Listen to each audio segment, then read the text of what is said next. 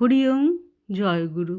আমাদের প্রাণের ঠাকুর শ্রী শ্রী স্বামী স্বরূপানন্দ পরমহংসদেবের অমৃতসম উপদেশ বাণী পবিত্র ধৃতং প্রেমনা গ্রন্থের 11 খণ্ডের 70 সংখ্যক পত্র হইতে পাঠ। পুপুনকি 1 চৈত্র 1366 সন।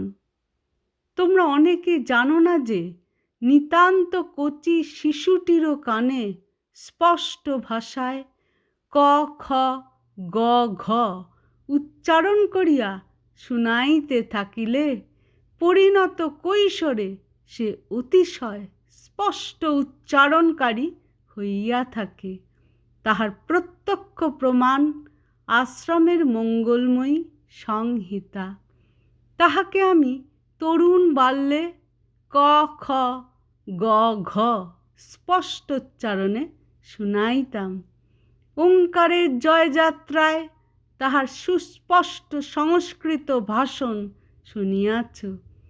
গত 16 ফাল্গুন আন্তঃ কলেজ বক্তৃতাদান প্রতিযোগিতায় মঙ্গলময়ী প্রথম স্থান অধিকার করিয়া পুরস্কার পাইয়াছে। যে সকল গুণের জন্য সে সর্বাপেক্ষা আদরণীয়া হইয়াছে তন্মধ্যে সুস্পষ্ট উচ্চারণ অন্যতম। অথচ সুস্পষ্ট উচ্চারণের জন্য তাহাকে নিজে শ্রম করিতে হয় নাই।